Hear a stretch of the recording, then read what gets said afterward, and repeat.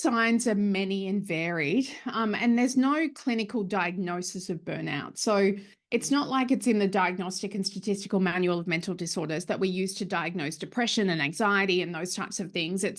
Burnout is not a recognized diagnosis. It's kind of more vague than that, I guess, because it can show up in many ways. But burnout can definitely show up as having a causal relationship with depression and anxiety. And I think that's what happened for me. I had enough vague symptoms that then I finally got to the point where I noticed my mental health was deteriorating. So what I would want people to be looking for is changes in your attitude to work. So for me, what that looked like was Sunday night blues, which then became Saturday afternoon blues, which then became Friday night blues, which then became every night before work blues. So this pervasive kind of, I need to be away from it. I then also experienced these really interesting symptoms, interesting in hindsight, not so fun while I was experiencing them, but I had this quite severe anxiety response to things that were unpredictable. So phone calls. I would be anxious about who was on the other end of the phone.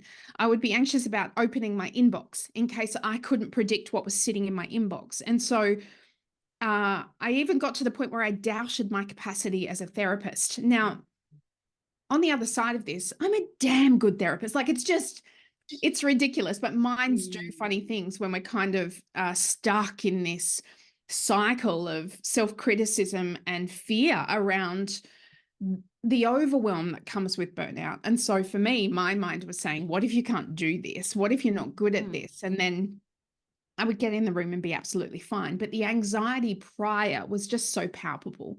And so all of that then collectively kind of occurred to the point where even days off, so what I did was I took more days off. I then changed my hours so that I was actually doing fewer days in the week.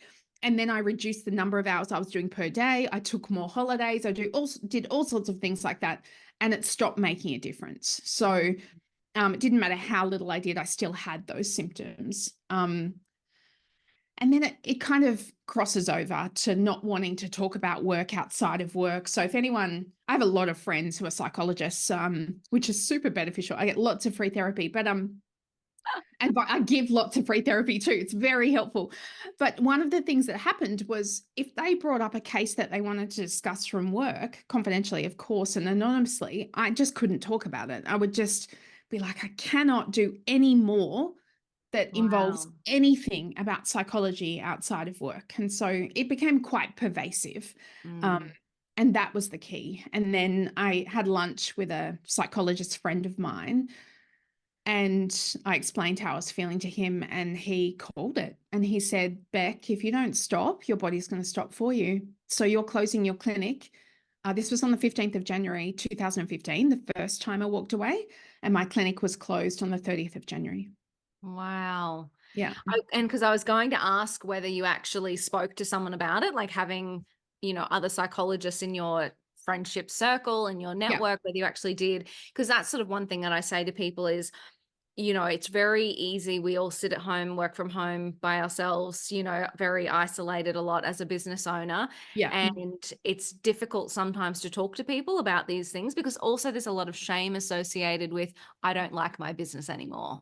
Yeah, that's actually really common. Psychologists have to have supervision as part of our professional development. So I certainly did talk to psychologists. I'm just not sure I was as honest with them as I could have been because I wasn't being honest with myself. So the shame came from, if you were a decent enough psychologist, you should be able to manage this. You should be able to manage this load. And these stop gaps that you're putting in place should work. The fact that they're not working means that there's something wrong with you.